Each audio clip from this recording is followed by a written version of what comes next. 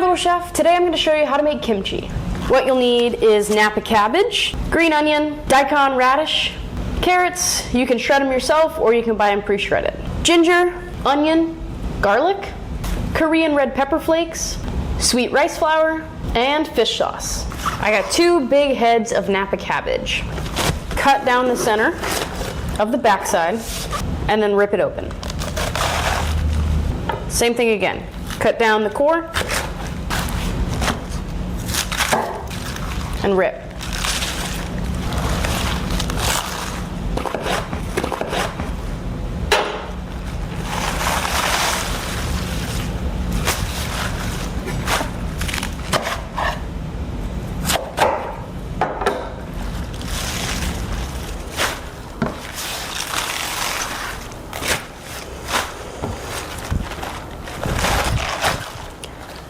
We'll now chop this up into small pieces. I'm not going to do a whole leaf kimchi. I just find it easier to do it this way. Start chopping this into about 1-inch pieces.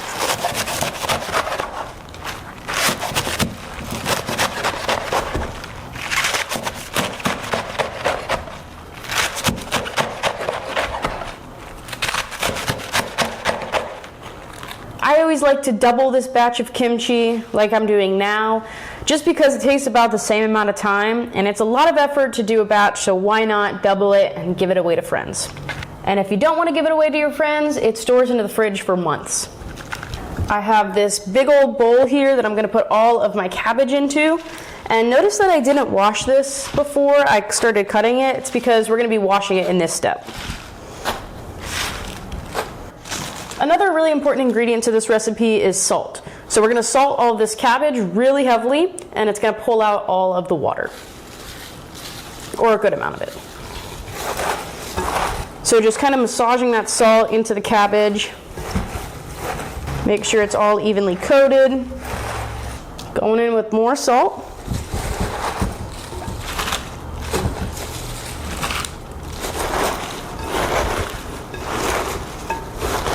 You can't really over salt this because what we're going to do is rinse this with water at the very end.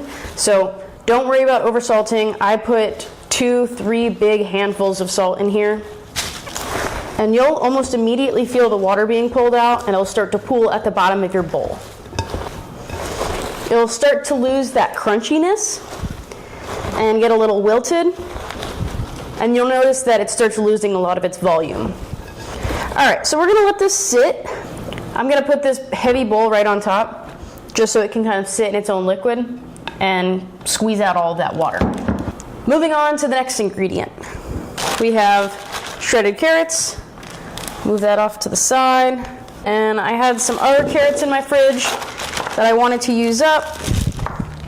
So I'm going to cut these into matchstick cuts as well. So I cut them into sheets, turn them on its side. They don't have to be perfect. This isn't really going to change the taste, but it's just adding a textural element to the kimchi. I love the sweetness that the carrots add to it, so I like to put a lot of carrots. But again, a recipe is just a guide, so make it your own. If you don't like carrots, don't put them in. You don't need them. All right, matchstick carrots are done. Moving on to the daikon. So first thing we're going to do is peel this.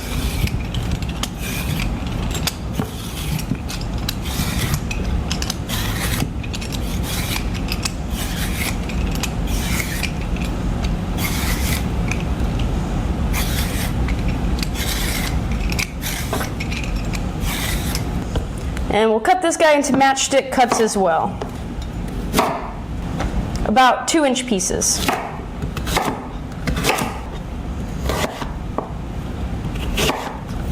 Cut a little sheet.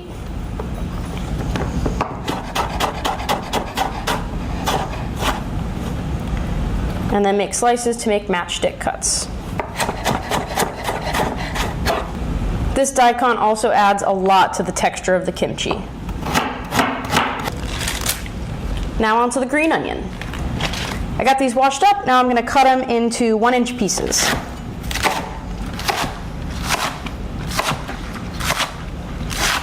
So our textural elements, our carrots, daikon, and green onion are going to be going into the kimchi. Now we need to move on to our sauce. We're going to be making that with onion, garlic, ginger, fish sauce, Korean red pepper flakes, and our rice flour paste. I'm just going to roughly chop this onion. I don't need it to be perfect because it's going to be blended up into a paste.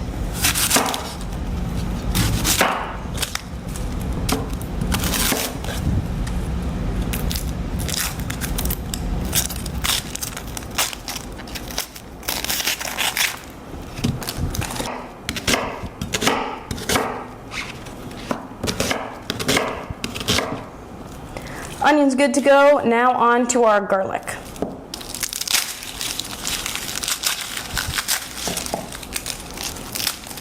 And using the side of my knife blade, I'm going to smash the garlic and release the skin.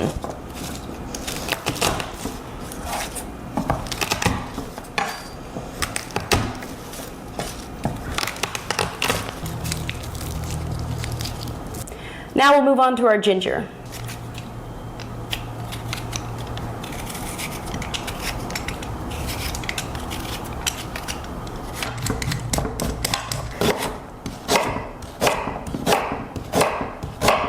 We chopped up the ingredients for the sauce. Let's go ahead and put them into a container. This could be a blender, or I'm going to use an immersion blender. Onions, garlic, and ginger going in.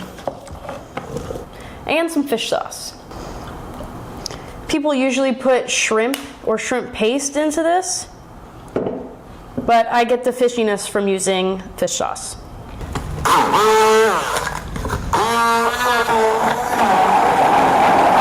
We'll set this off to the side, and now we're going to make our rice flour paste. So I've got some water in this pan here. We'll add in our sweet rice flour into the water.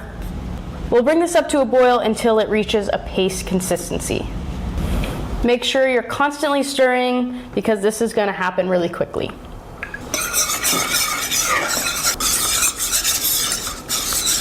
All right, and we'll set this off to the side. Let's go ahead and check how our Napa cabbage is doing.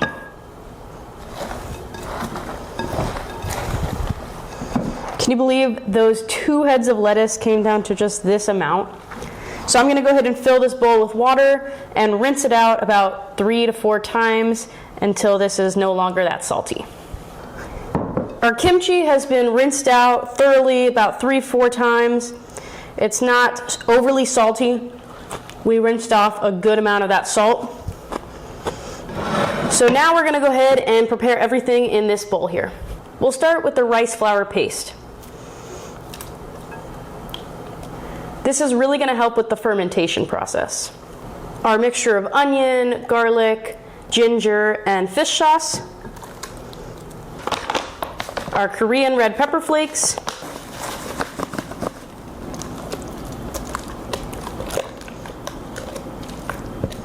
Give this a taste and see how you like it. And if you want to add some sweetness, you can put sugar or some corn syrup. The sweetness will help balance out the spiciness. We'll go ahead and add in our cabbage and carrots, daikon, and green onion. So for our cabbage, make sure we squeeze out all of that liquid and then add it to the bowl.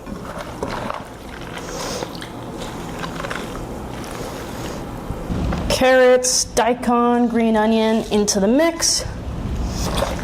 Make sure everything is evenly coated.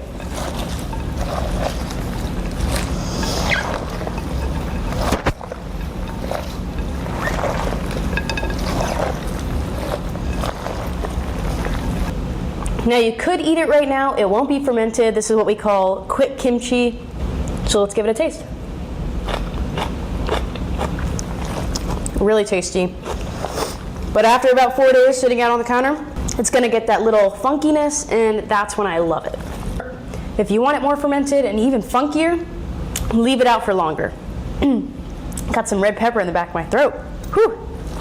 All right, now I'm gonna show you how to store this. To initially ferment this, we wanna go ahead and clean up the sides of the bowl or whatever container that you're using. Get some plastic wrap. Go ahead and press it down into an even layer. Smush it so it's kind of getting into all of those juices at the bottom. And then we'll cover it with saran wrap as well. So this might sound crazy, but we're gonna let this sit out at room temperature for at least 2 days.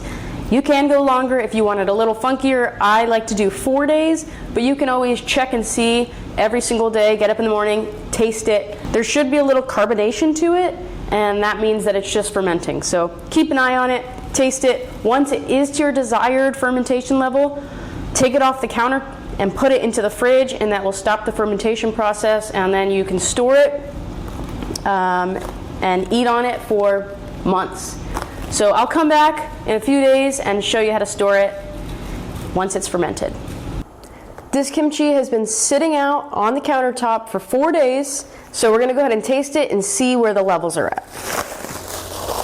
So what we're looking for taste-wise is a little bit of a fermented taste. It's just gonna taste a little funky. And you'll even notice some carbonation. That just means that it's been fermenting. Smell is good. If you put your ear to it, you'll hear some bubbling, and you'll see bubbles as well. I'm gonna try to get the camera really close to this. Let me get the microphone close.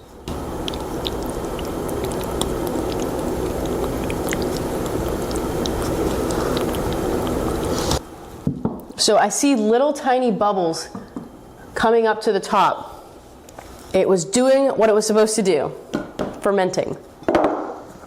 All right, so moving on to storage, they do have certain containers that you can store kimchi in. I don't have that, even though I should. I make kimchi all the time. I do it another way, which works just the same. So you want to pack it tight. So you want to make sure that it's always covered in the liquid. If it's not really packed tight, it could mold. So make sure it's really in those corners, pack it together. So we'll pour the liquid on top. You don't want to waste any of that. I've got 2 containers here. We'll fill them up to the very top.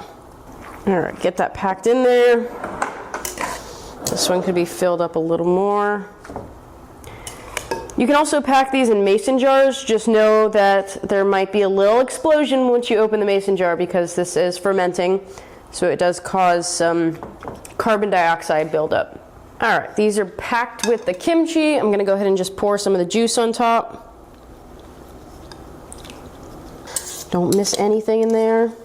I'll take some plastic wrap, and I'm just gonna press down on the plastic wrap and kind of make sure it's all pressed together and sitting in that liquid.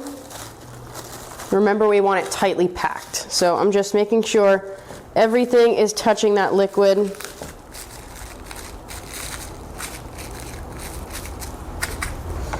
Beautiful, and then we'll put a lid on it. And this will go into the fridge. It can keep in the fridge for months. Just as long as that liquid is really covering all of the vegetables, you're good to go. So we'll do the same with this one. And when you want some, you're just gonna take off the saran wrap, fill up a little bowl with the kimchi, and then replace the plastic wrap. I would be weary about going into the kimchi with just like your fork or your chopstick and going in and out, in and out, in and out, because once you introduce bacteria into it, then it can grow a lot more of that bacteria. So I would always go in with a fresh utensil if you're gonna take little bits and pieces of it. So we're essentially creating a little kimchi container. The kimchi container just has this plate that you push down and it makes sure all the stuff is in the liquid, so we're pretty much doing the same thing. Just a cheap way.